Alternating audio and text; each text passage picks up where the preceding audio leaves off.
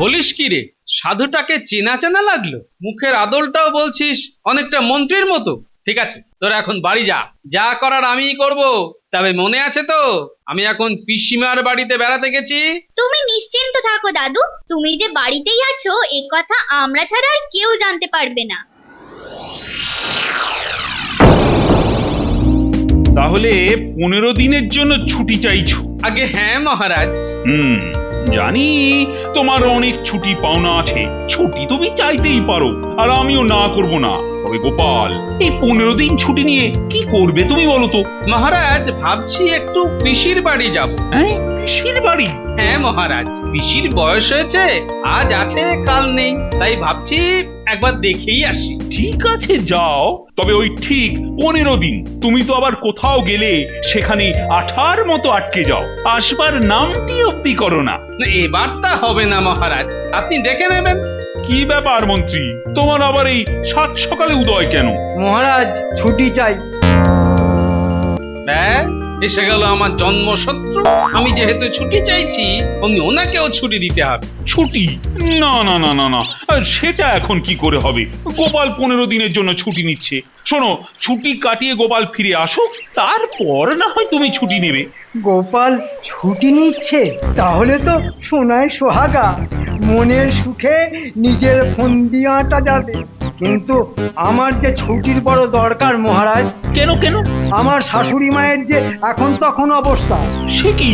হ্যাঁ মহারাজ, কবিরাজ জবাব দিয়ে গেছে, এই সময় যদি তার মেয়েকে নিয়ে তার সামনে হাজির হতে না পারি, তাহলে যে শ্বশুর বাড়ির লোকের কাছে আমি সারা জীবন ছোট হয়ে থাকবো। না না না না না, শ্বশুর বাড়ির লোকের কাছে তোমাকে আর ছোট হয়ে থাকতে হবে না। ছুটি তুমি পাবে, তবে কতদিনের জন্য সেটা তো ঠিক বলতে পারছি না মহারাজ, জমে মানুষের লড়াই বলে কথা। তবে কথা দিচ্ছি, জম বা মানুষ যেই হারুক না কেন, লড়াই মিটে গেলেই চলে আসবো। ঠিক আছে, যাও। মহারাজের অশেষ কৃপা।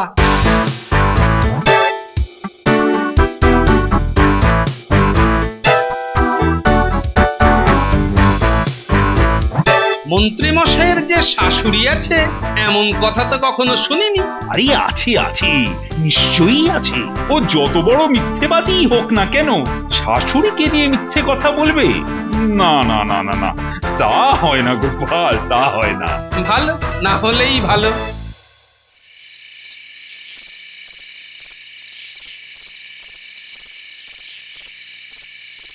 শোন, যার জন্যে তোদের রাজ্যের সীমানার বাইরে এই ভাঙা মন্দিরে ডেকে পাঠিয়েছি। ব্যাপার খুব গম্ভীর মনে হচ্ছে। খুব গম্ভীর। শোন, বন্দি করে ওই বেটা কৃষ্ণচন্দ্রের হাত থেকে রাজ্যটা আমি কেড়ে নেব, আর একবার আমি রাজা হয়ে বসলে তোদের একজনকে করে দেবো মন্ত্রী, আর একজনকে সেনাপতি। সত্যি? তবে তবে এসব কবে হবে মন্ত্রী মশাই? সেসব আলোচনা করতেই তো তোদের এখানে ডেকেছি। তার আগে বলতো, তোরা আমার সাথে থাকতে রাজি কিনা? আমাদের কি পাগলা কুকুরে কামড়েছে যে রাজি হব না? এবার এবার কি করতে হবে বলুন তো? শোন, আমি ভেক ধরবো। ঠিক। সেটা আবার কি? আরে মুখ্যু, ছদ্মবেশ রে, ছদ্মবেশ। আমি হব হিমালয় ফেরত এক সাধু বাবা, আর তোরা দুজন হবি আমার চেলা। জব্বর জমবে কিন্তু। সব সময় মনে রাখবি, হিমালয়ের চূড়ায় বরফের ওপর বসে আমি কিন্তু বছরের পর বছর সাধনা করে সিদ্ধি লাভ করেছি। ওরে সাবাস, কি দারুণ গল্প! ফাজলামি ছেড়ে যা বলছি মন দিয়ে শোন। আমি মানুষের ভূত ভবিষ্যৎ সব বলে দিতে পারি। এই বেয়াদপের দল, এতে আবার হাসির কি হলো? আরে, আপনি তো নিজের ভূত ভবিষ্যৎটাই বলতে পারেন না, তা অন্য লোকের ভূত ভবিষ্যৎ বাতলাবেন কি করে? আরে, তোদের এই মন্ত্রী মশাই নয়, কাঁচা বুদ্ধি দিয়ে কোনোদিনই কাঁচা কাজ করে না। তারপর শোন, মন দিয়েই শুনছি, আপনি বলে যান। রাজ্যের শেষ প্রান্তে আমি একটা আখড়া খুলবো, তোরা জান প্রাণ লাগিয়ে শুধু আমার প্রচার করে যাবি। ঠিক ঠিক আছে, করে যাব। আর প্রচার যদি ঠিকঠাক হয় তখন দেখবি একদিন এই কৃষ্ণনগরের লোকের মুখে মুখে আমার নাম রটতে থাকবে। শেষে একদিন আমার নাম রাজামশাইয়ের কানে গিয়েও পৌঁছাবে। বুঝতে পেরেছি, বুঝতে পেরেছি। মহারাজ নিজের ভূত ভবিষ্যৎ জানবার জন্য আপনার কাছে এসে হত্যে দিয়ে পড়বেন, তাই তো? ঠিক তাই। তখন এমন ভবিষ্যৎবাণী ছাড়বো না, মহারাজ সোজা আমার হাতে রাজ্য সঁপে দিয়ে দেশত্যাগী হয়ে যাবে। ব্যাস, তখন আর আমায় দেখে কে? হ্যাঁ, এটা বেশ ভালোই ফন্দি এঁটেছেন, কিন্তু একটু পয়সা করি না পেলে ওই প্রচারের কাজে ভালো করে মন বসাতে পারবো না। বুঝতেই তো পারছেন এই যা বাজার পড়েছে। ব্যাস ব্যাস, আর বোঝার দরকার নেই। কাজের কাজ কিছুই শুরু হলো না, কিন্তু আগে ভাগে পয়সা হাতাবার ব্যাপারে দুই মানিক চোর একেবারে উস্তাদ। এই নে, টাকার আওয়াজ শুনতে পাচ্ছিস তো? আহা, আহা, আহা, কি মধুর! মনে হচ্ছে যে থলির মধ্যে জল তরঙ্গ বাজছে। আপনি আপনি আর কোনো চিন্তা করবেন না, রাজ্য জুড়ে এমন প্রচার শুরু করব না যে আপনার আখড়ার সামনে একেবারে লাইন লেগে যাবে। তোর মুখের কথা যেন সত্যি হয়। আর হ্যাঁ শোন, আমার নাম হবে হ্যাঁ, সাধু কৃষ্ণচরণ। না না না না না না না, ওই সাধু কৃষ্ণচরণ নামটা কেমন মেরে মেরে মেরে মেরে শোনাচ্ছে। ম্যার মেরে শোনাচ্ছে? তাহলে কি নাম দেওয়া যায়? আপনার নাম হবে স্বামী কৃষ্ণচরণ। বাহ বাহ বাহ বাহ বাহ বাহ, বড় ভালো নাম দিয়েছিস রে, বড় ভালো নাম, বড় ভালো নাম। বুঝলে গিন্নি, তোমাকে নিয়ে পিসিমার বাড়ি যাব বলেছিলাম, কিন্তু এখন দেখছি যাওয়া হবে না। কেন হবে না? মহারাজ ছুটি দেননি বুঝি? না না, মহারাজ ছুটি মঞ্জুর করেছেন। তাহলে যাবে না কেন? আসলে শাশুড়ির এখন তখন অবস্থা দেখিয়ে মন্ত্রীও বেশ কয়েকদিনের জন্য ছুটি নিয়েছে, কিন্তু মন্ত্রীর শাশুড়ি জীবিত আছে বলে আমার তো মনে হয় না। আচ্ছা আচ্ছা আচ্ছা, মন্ত্রী শাশুড়ি বেঁচে আছে কি মরে গেছে তাতে তোমার কি? যদি বেঁচে থাকে তাহলে তো ল্যাটা চুকেই গেল, কিন্তু যদি না থাকে তাহলে এই কদিন মন্ত্রী কেন ছুটি নিল সেটা আমায় খুঁজে বার করতে হবে। তাতে তোমার লাভ? আমার লাভ নয় গিন্নি, লাভ লোকসান এই কৃষ্ণনগরে বলা তো যায় না। ওই ষড়যন্ত্রী মন্ত্রী কখন কি পেঁচ কষে। তাহলে ছুটি নিয়ে বাড়ি বসে থাকবে? থাকবো থাকবো, তবে আত্মগোপন কর, মন্ত্রী বেটা যেন জানতে না পারে যে আমি বাড়িতেই আছি। শুনুন বাবারা, শুনুন মায়েরা, নিজেদের ভূত ভবিষ্যৎ যদি জানতে চান তাহলে চলে আসুন স্বামী কৃষ্ণচরণের আখড়ায়। স্বামীজি মাত্র কয়েকটা দিন এখানে অবস্থান করবেন। তাই অযথা দেরি না করে তাড়াতাড়ি চলে আসুন। বাবার কাছ থেকে ভবিষ্যৎ জেনে নিয়ে নিজের ভাগ্যকে পুড়ে ফেলুন ওই শাড়ির আঁচলে কিংবা পাঞ্জাবির বুক পকেটে। আসুন আসুন আসুন, তাড়াতাড়ি চলে আসুন আসুন। এ সুযোগ হারাবেন না, হারাবেন না, হারাবেন না, হারাবেন না। এই সাধু বাবাকে দেখতে যাবি? চ তাহলে।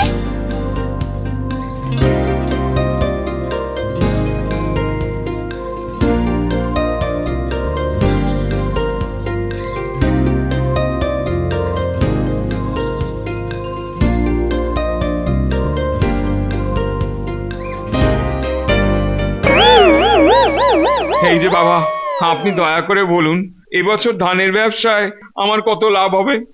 আয় আয় দেখি বাবা, আমার কাছে আয়। আমি হলাম সাধু স্বামী কৃষ্ণচরণ, আমি তোর মাথা ছুঁয়ে বলে দিচ্ছি, তোর ব্যবসায় লাভ হবে নাকি লোকসান হবে। ভবিষ্যতং দেখেন দেখেন, পাচ্ছিনাং কেন, এই তং পেয়েছেন। ভয় নেই রে বাবা, ভয় নেই, ভাগ্য তোর সাথে আছে। তুই একদম ভয় পাসনি। তুই ধানের ব্যবসা কর, অগাধ সম্পত্তির মালিক হবি। বাবা বাবা বাবা বাবা, কি যে আনন্দ হচ্ছে না আমার। কিন্তু কিন্তু আগের জ্যোতিষীটি যে বলল আমার ভাগ্যে কোনো লাভের চিহ্নই নেই। আরে ওরা তো সব ভেজাল সাধু। আমি হিমালয় ফেরত সাধু স্বামী কৃষ্ণচরণ, আমার গণনা অব্যর্থ। আমার গণনাতেই তো ওই কৃষ্ণ মানে তোদের রাজা কৃষ্ণচন্দ্র রাজ্য পেল। আবার আমার কথা শুনল না বলেই তো সিরাজ বেটা ইংরেজদের সাথে খামোকা বিবাদে জড়িয়ে পড়েছে।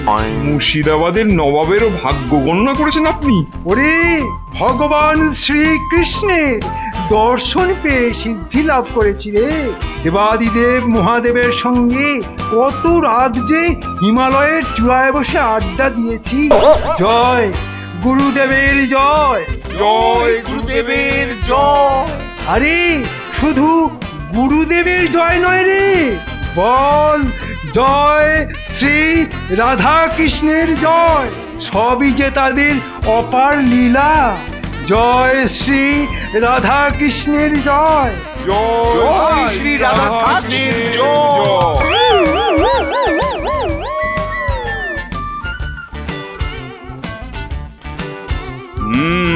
তা কোথায় গিয়েছিলে?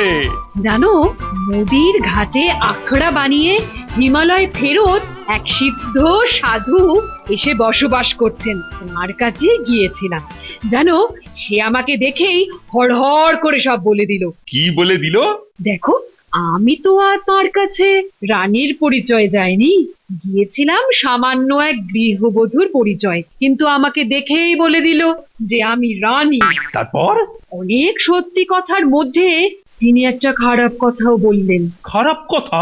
হ্যাঁ, বললেন যে ওর স্বামীর সামনে খুব মন্দ সময় আসছে, তিনি একবার তোমায় তার সাথে দেখা করতে বলেছেন, সামনাসামনি তোমাকেই সব কথা বলবেন। তাই নাকি? তাহলে তো তার সাথে একবার দেখা করে আসতে হয়।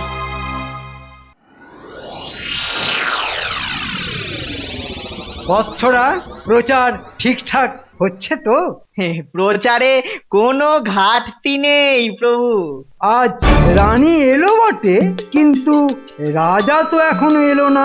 আরে আসবে আসবে, যা ওষুধ পড়েছে না, দেখবেন দেখবেন ওই সুসুর সুসুর করে ঠিক আসবে প্রভু।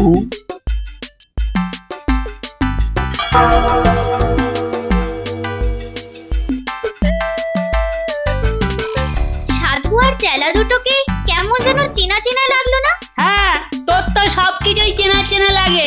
এরপর দেখবি ভিন গ্রহের এক অতিমানবকেও তোর চেনা চেনা লাগবে। না রে গুলটে, এই সত্যি সত্যি আমারও না ওদেরকে ভীষণ চেনা চেনা লেগেছে। কোথায় যেন ওদের দেখেছি। সাধু বাবার মুখের আদলটা অনেকটা যেন আমাদের মন্ত্রী মশাইয়ের মতো। চল গোপাল দাদুকে গিয়ে ওই সাধুর ব্যাপারে বলি। নামটা মনে আছে তো? হ্যাঁ হ্যাঁ, স্বামী কৃষ্ণচরণ। চল চল, আর দেরি করে লাভ নেই। চল চল। বলিস কি রে, সাধুটাকে চেনা চেনা লাগলো? মুখের আদলটাও বলছিস অনেকটা মন্ত্রীর মতো। ঠিক আছে, তোরা এখন বাড়ি যা, যা করার আমিই করব। তবে মনে আছে তো, আমি এখন পিসিমার বাড়িতে বেড়াতে গেছি। তুমি নিশ্চিন্ত থাকো দাদু, তুমি যে বাড়িতেই আছো এ কথা আমরা ছাড়া আর কেউ জানতে পারবে না।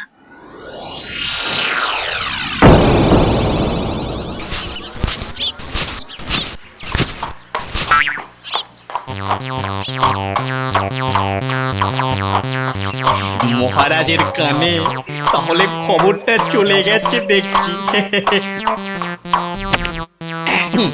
মহাশয় কোথা থেকে আসছেন?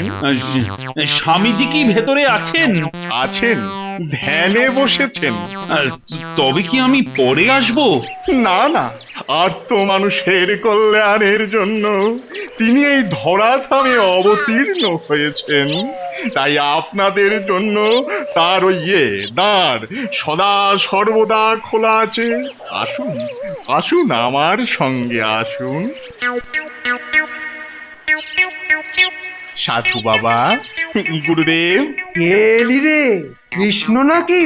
আহ, আমি তো নিজের পরিচয় দিইনি, তবু আপনি আমায় চিনতে পারলেন কি করে? পাগল ওরে, এসব বহুদিনের যোগ সাধনার ফল। তুই কে, তুই কি করিস, তোর বংশ পরিচয় কি, তা সব আমি গড় গড় করে বলে দিতে পারি রে। তাহলে স্বামীজি, আমার একটা প্রশ্নের উত্তর দিতে হবে। বল বল বৎস বল, আমি অবশ্যই চেষ্টা করব তোর মনোবাঞ্ছা পূর্ণ করতে। আগে বাবা, আমার সাধের রাজ্য, আমার নামের রাজ্য কৃষ্ণনগরের কোনোদিন কোনো ক্ষতি হবে না তো? পথে এসো চাঁদ, বড় কঠিন প্রশ্ন করলি রে। তুই আমার সন্তানের মতো, তাই এত বড় রূঢ় কথাটা আমি তোকে বলি কি করে? হ্যাঁ, যত রূঢ়ই হোক না কেন, আমি শুনতে প্রস্তুত। শোন তবে, তোর এখন মঙ্গলে শনির উদয় হয়েছে। রাহু তো দেখছি জীব লগ লগ করে তোকে খেতে আসছে। মানে? ভীষণ ভীষণ খারাপ সময় আসছে তোর। সে কি? 3 দিন, আগামী 3 দিনের মধ্যে তোর রাজবাড়ির মাথায় আচমকা বাজ পড়ে সবকিছু জ্বালিয়ে পুড়িয়ে দেবে। গুপ্ত ঘাতকের হাতে খুন হয়ে যাবি তুই। শত্রুপক্ষ তোর রাজ্য কেড়ে নেবে।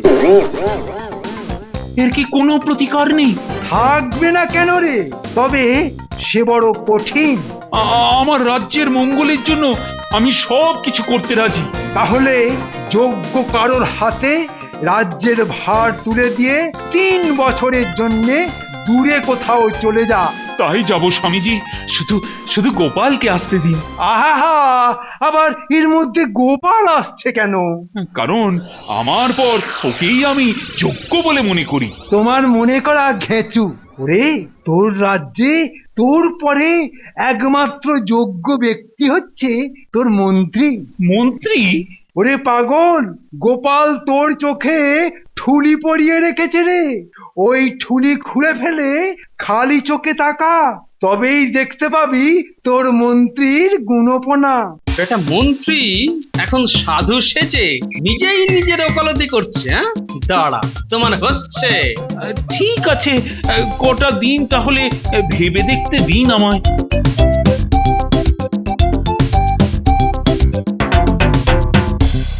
এ কি করলেন মন্ত্রী মশাই? মাত্র 3 বছরের জন্য মহারাজকে দূরে ভাগাবার ব্যবস্থা করলেন। মহারাজ তো তারপর ফিরে আসবে, তখন কি হবে? মুখ্য কথা কাজ। আরে বাবা, 3 বছর কেন, 3 দিন হাতে পেলেই না এই কৃষ্ণনগরকে আমি ছিপড়ে করে দিতে পারি, বুঝলি? বুঝলাম। এবার তোমায় এমন বোঝাবো না, বুঝবে? তখন খেলার নাম বাবাজি কাকে বলে।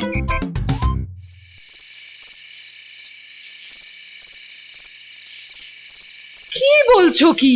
স্বামীজির কথায় তুমি এক বস্ত্রে সবকিছু ছেড়ে ছুড়ে গৃহত্যাগী হবে? এছাড়া আর যে কোনো উপায় নেই রানী। আমি যে রাজ্যকে নিজের প্রাণের অপেক্ষাও বেশি ভালোবাসি রানী, তাই চাই না আমার কারণে রাজ্যের কোনো ক্ষতি হোক। তবু একবার রাজ জ্যোতিষী রাজ পণ্ডিতের সঙ্গে আলোচনা করতে পারতে, গোপালের জন্য অপেক্ষা করতে পারতে। আরে আরে, কোথায় পাবো বলো তো গোপালকে? তার পিসির বাড়ির ঠিকানা কি আমি জানি নাকি? সে তো মন্ত্রীর শ্বশুর বাড়ির ঠিকানাও তুমি জানো না। তাতে কিছু যায় আসে না। আমি কাগজে মন্ত্রীর নাম লিখে দিয়ে যাব আমার পরে এই রাজ্যের রাজা হবে মন্ত্রী। তাহলে চলেই যাচ্ছেন মহারাজ? গোপাল, গোপাল তুমি ফিরে এসেছো গোপাল? আমি তো কোথাও যাইনি মহারাজ। আমি জানতাম এমন একটা কিছু ঘটবে। মানে কি বলতে চাইছো তুমি? আমার সাথে একবার আখড়ায় চলুন, তাহলে সব কিছু পরিষ্কার হয়ে যাবে।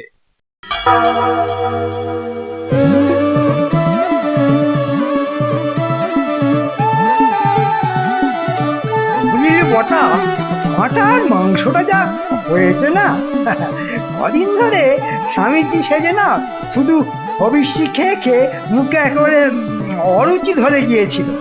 আজ মাংসের কালিয়া খেয়ে মুখটা যেন ছেড়ে গেল। তা আপনার দেওয়া কথাটা মনে আছে তো? আপনি রাজা হলে আমি মন্ত্রী আর আমার এই ঘটা সেনাপতি। আরে দাঁড়া দাঁড়া, ওই কেষ্টটাকে তাড়িয়ে আগে তো রাজা হই। মিথ্যেবাদী ফেরেববাজ, তোমার রাজা হবার স্বাদ জন্মের মতো ঘুচিয়ে দেব আজ। গেল গেল, সব ভুলে গেল, সব ভুলে গেল।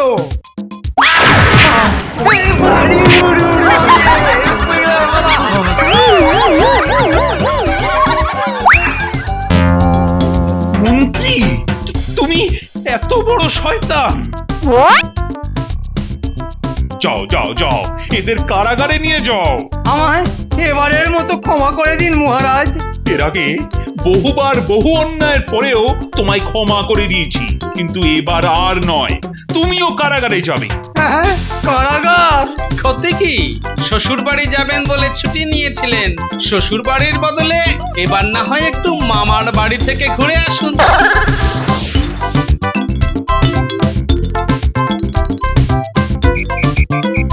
গোপাল, কেবল তোমার জন্যে আজ একটা বড় বিপদের হাত থেকে আমি আর আমার সাধের কৃষ্ণনগর রক্ষা পেল। এটা শুধু আমার জন্য হয়নি মহারাজ, এটা সম্ভব হয়েছে আমার ছোট্ট বন্ধুদের জন্য। মানে? ওরাই তো আমায় খবরটা দিয়েছিল। তাই নাকি? তা কোথায় তারা, কোথায়? ডাকো ডাকো ওদের। ওরে, তোদের আর আড়ালে থাকতে হবে না, বেরিয়ে আয় বেরিয়ে আয়। গোপাল, তোমাদের জবাব নেই। যেভাবে তোমরা মন্ত্রীকে সায়স্তা করলে তা হয়তো আমি কোনোদিনই পারতাম না। আর এই মন্ত্রী বেটা শয়তানি থামানো সম্ভব হতো না। ধন্য ধন্য গোপাল, তুমি ধন্য। শুধু গোপাল নয় মহারাজ, এই পুঁচকেরাও ধন্য।